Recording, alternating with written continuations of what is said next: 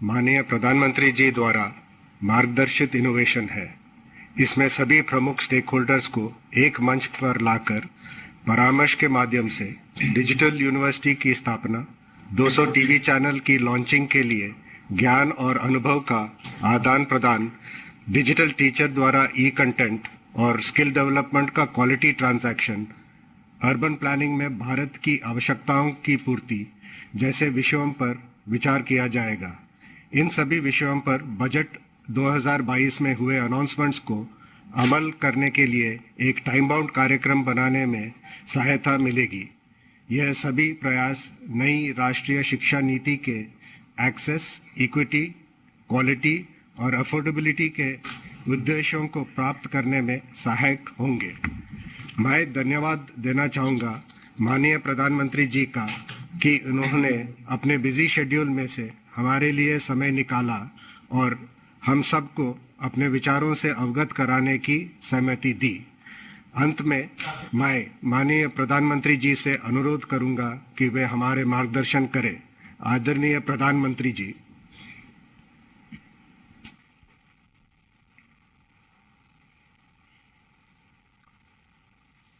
नमस्कार।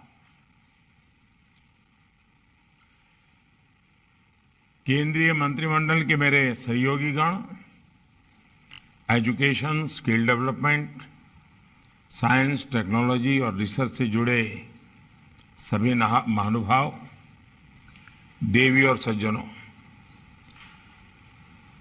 हमारी सरकार ने बजट से पहले और बजट के बाद स्टेक होल्डर्स के साथ चर्चा की, संवाद की एक विशेष परंपरा विकसित की है। आज का ये कार्यक्रम उसी की एक कड़ी है। इसी क्रम में आज शिक्षा और स्किल डेवलपमेंट को लेकर बजट में जो प्रावधान हुए हैं उस पर आप सभी स्टेक होल्डर्स से अलग अलग पहलुओं पर विस्तार से चर्चा होने वाली है। फ्रेंड्स, हमारी आज की युवा पीढ़ी देश के भविष्य की कर्णधार है, वहीं भविष्य के नेशन बिल्डर्स भी हैं। इसलिए आज की युवा पीढ़ी को एम्पावरिंग करने का मतलब है भारत के भविष्य को एम्पावर करना। इसी सोच के साथ 2022 के बजट में एजुकेशन सेक्टर से जुड़ी 5 बातों पर बहुत जोर दिया गया है। पहला, यूनिवर्सलाइजेशन ऑफ क्वालिटी एजुकेशन। हमारी शिक्षा व्यवस्था का विस्तार हो, उसकी क्वालिटी सुधरे और एजुकेशन सेक्टर की क्षमता बढ़े, इसके लिए अहम निर्णय लिए गए हैं। दूसरा है स्किल डेवलपमेंट। देश में डिजिटल स्किलिंग इकोसिस्टम बने, इंडस्ट्री 4.0 की जब चर्चा चल रही है तो इंडस्ट्री की डिमांड के हिसाब से स्किल डेवलपमेंट हो, इंडस्ट्री लिंकेज बेहतर हो, इस पर ध्यान दिया गया है। तीसरा महत्वपूर्ण पक्ष है अर्बन प्लानिंग और डिजाइन। इसमें भारत का जो पुरातन अनुभव और ज्ञान है उसे हमारी आज की शिक्षा में समाहित किया जाना आवश्यक है। चौथा अहम पक्ष है इंटरनेशनलाइजेशन। भारत में वर्ल्ड क्लास विदेशी यूनिवर्सिटियां आए जो हमारे औद्योगिक क्षेत्र हैं, जैसे गिफ्ट सिटी है, वहां फिनटेक से जुड़े संस्थान आए, इसे भी प्रोत्साहित किया जाए। पांचवा महत्वपूर्ण पक्ष है एवीजीसी, यानी animation, visual effects, gaming, comic. इन सभी में रोजगार की अपार संभावनाएं हैं। एक बहुत बड़ा ग्लोबल मार्केट है। इसे पूरा करने के लिए हम भारतीय टैलेंट का कैसे इस्तेमाल बढ़ाएं, इस पर भी उतना ही ध्यान दिया गया है।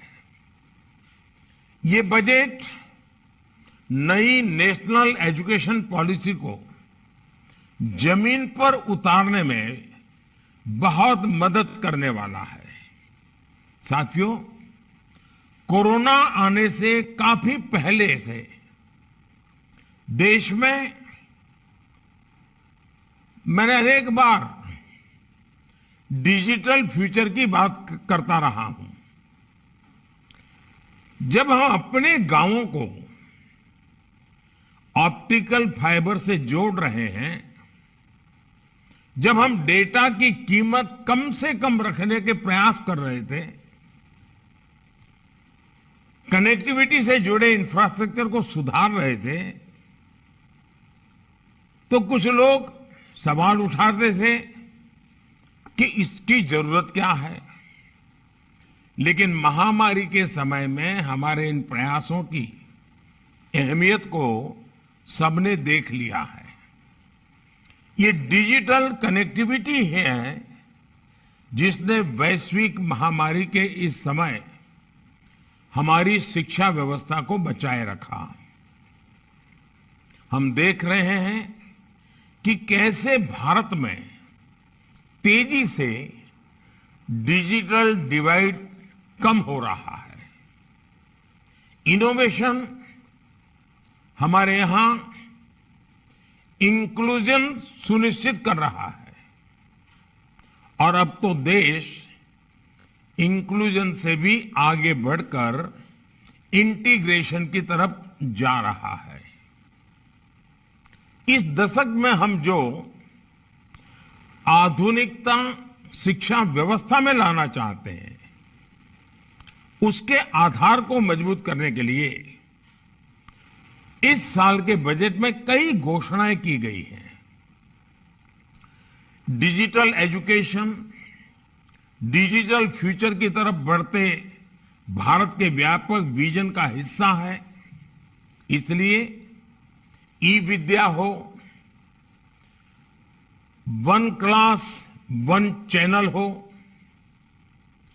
डिजिटल लैब्स हो, डिजिटल यूनिवर्सिटीज हो, ऐसा एजुकेशनल इंफ्रास्ट्रक्चर युवाओं को बहुत मदद करने वाला है। ये भारत के सोशियो इकोनॉमिक सेटअप में गांव हो, गरीब हो, दलित, पिछड़े, आदिवासी, सभी को शिक्षा के बेहतर समाधान देने का प्रयास है। साथियों, नेशनल डिजिटल यूनिवर्सिटी भारत की शिक्षा व्यवस्था में अपनी तरह का अनोखा और अभूतपूर्व कदम है। ये डिजिटल यूनिवर्सिटी में वो ताकत देख रहा हूं कि ये यूनिवर्सिटी हमारे देश में सीटों की जो समस्या होती है, उसे पूरी तरह समाधान दे सकती है। जब हर विषय के लिए अनलिमिटेड सीट्स होगी, तो आप कल्पना कर सकते हैं कि कितना बड़ा परिवर्तन शिक्षा जगत में आ जाएगा। ये डिजिटल यूनिवर्सिटी लर्निंग और रीलर्निंग की मौजूदा और भविष्य की जरूरतों के लिए युवाओं को तैयार करेगी। शिक्षा मंत्रालय, यूजीसी, एआईसीटीई और सभी स्टेक होल्डर्स, सबसे मेरा आग्रह है कि ये डिजिटल यूनिवर्सिटी तेजी से काम शुरू कर सके, ये सुनिश्चित होना चाहिए। शुरू से ही ये डिजिटल यूनिवर्सिटी इंटरनेशनल स्टैंडर्ड को लेकर चले, ये देखना हम सभी का दायित्व है। साथियों, देश में ही ग्लोबल स्टैंडर्ड के इंस्टीट्यूट्स का निर्माण करने का सरकार का इंटेंट और उसके लिए पॉलिसी फ्रेमवर्क भी आपके सामने है। अब आपको अपने प्रयासों से इस इंटेंट को जमीन पर उतारना है। आज विश्व मातृभाषा दिवस भी है। मातृभाषा में शिक्षा बच्चों के मानसिक विकास से जुड़ी है। अनेक राज्यों में स्थानीय भाषाओं में मेडिकल और टेक्निकल एजुकेशन की पढ़ाई शुरू हो चुकी है। अब सभी शिक्षाविदों की ये विशेष जिम्मेदारी है कि स्थानीय भारतीय भाषाओं में बेस्ट कंटेंट और उसके डिजिटल वर्जन के निर्माण को गति दी जाए। भारतीय भाषाओं में ये e content internet, mobile phone, TV और रेडियो के माध्यम से सभी के लिए एक्सेस हो, इस पर काम करना है। भारतीय साइन लैंग्वेज में भी हम ऐसे पाठ्यक्रम विकसित कर रहे हैं जो दिव्यांग युवाओं को सशक्त कर रहे हैं। इसमें भी निरंतर सुधार करते रहना बहुत जरूरी है। डिजिटल टूल्स, डिजिटल कंटेंट को कैसे बेहतर तरीके से डिलीवर किया जाए, इसके लिए हमें टीचर्स को भी ऑनलाइन ट्रेन करने पर जोर देना होगा। साथियों, डायनामिक स्किलिंग आत्मनिर्भर भारत के लिए और ग्लोबल टैलेंट डिमांड के लिहाज से भी बहुत अहम है। पुराने जॉब रोल्स जिस तेजी से बदल रहे हैं, उनके अनुसार हमें अपने डेमोग्राफिक डिविडेंड को तेजी से तैयार करना होगा। इसलिए एकेडेमिया और इंडस्ट्री को मिलकर प्रयास करने की जरूरत है। Digital ecosystem for skilling and livelihood, डेस्टैक, ई पोर्टल और ई स्किलिंग लैब की जो घोषणा बजट में की गई है, उसके पीछे यही सोच है। साथियों, आज tourism industry, drone industry, animation और कार्टून इंडस्ट्री, डिफेंस इंडस्ट्री, ऐसी इंडस्ट्री पर हमारा बहुत अधिक फोकस है। इन सेक्टर्स से जुड़े मौजूदा उद्योगों और स्टार्टअप्स के लिए हमें ट्रेन मैन पावर की आवश्यकता है। एनिमेशन, विजुअल इफेक्ट, गेमिंग और कॉमिक, इस सेक्टर के विकास के लिए टास्क फोर्स का गठन इसमें बहुत मदद करने वाला है। इसी तरह अर्बन प्लानिंग और डिजाइनिंग देश की जरूरत भी है और युवाओं के लिए अवसर भी है। आजादी के अमृत काल में भारत अपने अर्बन लैंडस्केप को ट्रांसफॉर्म करने की तरफ तेजी से बढ़ रहा है। इसलिए एआईसीटीई जैसी संस्थानों से देश की ये विशेष अपेक्षा है कि इससे जुड़ी पढ़ाई और ट्रेनिंग में निरंतर सुधार हो। साथियों, एजुकेशन सेक्टर के द्वारा हम आत्मनिर्भर भारत के अभियान को कैसे सशक्त करेंगे, इस पर आप सभी के इनपुट्स देश के काम आएंगे। मुझे विश्वास है कि हम सभी के साझा प्रयासों से बजट में तय लक्ष्यों को हम तेजी से लागू कर पाएंगे। मैं ये भी कहना चाहूंगा कि हमारी प्राथमिक शिक्षा है गांव तक। अनुभव ये आ रहा है कि स्मार्ट क्लास के द्वारा, एनिमेशन के द्वारा, दूर सुदूर लॉन्ग डिस्टेंस एजुकेशन के द्वारा, या हमारी जो नई कल्पना है कि 1 क्लास 1 चैनल, गांव तक हम अच्छी क्वालिटी की शिक्षा का प्रबंध कर सकते हैं। बजट में इसका प्रावधान है, हम इसको लागू कैसे करें। आज जब हम बजट को लेकर के चर्चा कर रहे हैं तो आज अपेक्षा ये नहीं है कि बजट कैसा हो, क्योंकि वो तो हो गया। अब अपेक्षा आपसे ये है कि बजट की जो चीजें हैं वो जल्दी से जल्दी हम सीमलेसली नीचे लागू कैसे करें। आपने बजट का अध्ययन किया होगा, आप फील्ड में काम करते हैं। बजट और आपके काम और एजुकेशन डिपार्टमेंट की, स्किल डेवलपमेंट डिपार्टमेंट की अपेक्षाएं, इन तीनों को मिला करके अगर हम एक अच्छा रोड मैप बना देते हैं, हम टाइम बाउंड काम की रचना कर देते हैं। हमारे यहां आपने देखा होगा कि बजट हमने करीब 1 महीना प्रीपोन कर दिया। पहले बजट 28 फरवरी को होता था, अब इसको 1 फरवरी को ले गए। क्यों?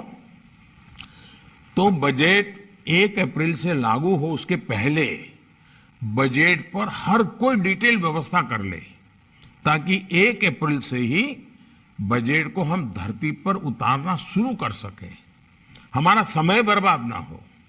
और मैं चाहूंगा कि आप लोग उसमें काफी, अब जैसे आपने देखा होगा, ये ठीक है कुछ चीजें ऐसी हैं जो एजुकेशन डिपार्टमेंट से जुड़ी हुई नहीं है। अब देश ने सोचा है कि बहुत बड़ी मात्रा में सैनिक स्कूलों को हम पब्लिक प्राइवेट पार्टनरशिप मॉडल की ओर आगे बढ़ेंगे। अब सैनिक स्कूल कैसे हो, पब्लिक प्राइवेट पार्टनरशिप का मॉडल क्या होगा, डिफेंस मिनिस्ट्री उसके लिए बजट देने वाली है। तो सैनिक स्कूल जो है बनेंगे, उसके टीचर की स्पेशल ट्रेनिंग कैसे होगी। आज जो हमारे टीचर्स ट्रेनिंग की व्यवस्थाएं हैं, उसमें सैनिक स्कूल के टीचर्स की स्पेशल ट्रेनिंग, क्योंकि उसमें फिजिकल पार्ट भी होगा, उसको हम कैसे कर सकेंगे। उसी प्रकार के स्पोर्ट्स हमारे देश में इस ओलंपिक के बाद स्पोर्ट्स ने एक विशेष आकर्षण पैदा किया है। स्किल की दुनिया का ये विषय तो है ही है, खेल जगत का भी है, क्योंकि टेक्निक, टेक्नोलॉजी, इसने भी अब स्पोर्ट्स में बहुत बड़ी जगह बना ली है। तो हम जब ये सोचते हैं उसमें हमारा कोई रोल हो सकता है क्या? कभी हमने सोचा है जिस देश में नालंदा, तक्षशिला, वल्लभी, इतने बड़े शिक्षा संस्थान, आज हमारे देश के बच्चे विदेश पढ़ने के लिए मजबूर हो, क्या ये हमारे लिए ठीक है क्या? हम देखें हमारे देश से जो बच्चे बाहर जा रहे हैं, अनाप शनाप धन खर्चा हो रहा है, वो परिवार कर्ज कर रहा है। क्या हम हमारे देश में दुनिया की यूनिवर्सिटीज को ला करके हमारे बच्चों को हमारे यहाँ एनवायरनमेंट में और कम खर्चे में पढ़ाई के लिए उनके लिए चिंता कर सकते हैं? यानी प्री प्राइमरी से लेकर के पोस्ट ग्रेजुएट तक पूरा हमारा जो खाका है वो 21वीं सदी के अनुकूल कैसे बने। हमारे बजट में जो कुछ भी बना है ठीक है, इसके बावजूद भी किसी को लगेगा नहीं ऐसा होता तो अच्छा होता, अगले साल सोचेंगे इसके लिए, अगले बजट में सोचेंगे। अभी तो जो हमारे पास उपलब्ध बजट है उस बजट को हम धरती पर कैसे उतारें, अच्छे से अच्छे ढंग से कैसे उतारें, ऑप्टिमम आउटकम कैसे मिले, आउटपुट नहीं, ऑप्टिमम आउटकम कैसे मिले। अब जैसे अटल टिंकरिंग लैब, अटल टिंकरिंग लैब काम देखने वाले लोग अलग है, लेकिन संबंध तो उसका किसी न किसी एजुकेशन सिस्टम के साथ जुड़ा हुआ है। हमें इनोवेशन की बात करनी है तो अटल टिंकरिंग लैब को हम कैसे आधुनिक बनाएंगे। यानी ये सारे विषय ऐसे हैं कि बजट के परिप्रेक्ष्य में और नेशनल एजुकेशन के परिप्रेक्ष्य में ये पहला बजट ऐसा है जो हम तुरंत लागू करके आजादी के इस अमृत महोत्सव में अमृत काल की नींव रखना चाहते हैं। और मैं चाहता हूं कि एक बहुत बड़ा परिवर्तन हमें लाना जरूरी है आप सभी स्टेक होल्डर्स के साथ। आप जानते हैं जब बजट प्रस्तुत होता है उसके बाद एक ब्रेक पीरियड होता है और सभी सांसद मिलकर के छोटे छोटे ग्रुपों में बजट की बारीकी से चर्चा करते हैं और बहुत ही अच्छी चर्चा होती है, अच्छी चीजें उसमें जो उभर करके आती है। लेकिन हमने उसको एक दायरा और बढ़ाया। सांसद तो इन दिनों ही कर रहे हैं, लेकिन अब हम सीधे डिपार्टमेंट के लोग स्टेक होल्डर के साथ बात कर रहे हैं। यानी हमने एक प्रकार से सबका प्रयास, ये जो मैं कह रहा हूं ना, सबका साथ, सबका विकास, सबका विश्वास, सबका प्रयास, इस बजट में भी सबका प्रयास ये बहुत आवश्यक है। बजट ये सिर्फ आंकड़ों का लेखा जोखा नहीं है जी। बजट अगर हम सही ढंग से, सही समय पर, सही तरीके से उपयोग करें तो हमारे सीमित संसाधनों से भी हम बहुत बड़ा परिवर्तन ला सकते हैं। और ये तब संभव होता है कि बजट से क्या करना है क्लैरिटी अगर सबके मन में आ जाए।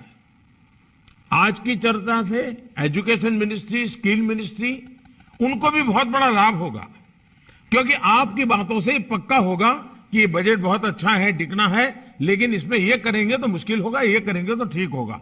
बहुत प्रैक्टिकल बातें उभर करके आएगी। खुल करके आप अपने विचार रखिए। मूल बात है तत्वज्ञान की चर्चा नहीं है, व्यवहार जीवन में इसको धरती पर कैसे उतारना, अच्छे ढंग से कैसे उतारना, सरलता से कैसे उतारना, सरकार और सामाजिक व्यवस्था इसके बीच में कोई दूरी ना हो, मिलकर के काम कैसे हो, इसलिए ये चर्चा है। मैं आप सबका फिर से एक बार जुड़ने के लिए धन्यवाद करता हूं। पूरे दिन भर जो आपकी चर्चाएं चलेगी उसमें से बहुत ही अच्छे बिंदु निकलेंगे, जिसके कारण डिपार्टमेंट तेज गति से निर्णय कर पाएगा और हम ऑप्टिमम हमारे संसाधनों का उपयोग करते हुए हम अच्छा आउटकम के साथ अगले बजट की तैयारी करेंगे। मेरी आप सबको बहुत बहुत शुभकामनाएं हैं। बहुत बहुत धन्यवाद।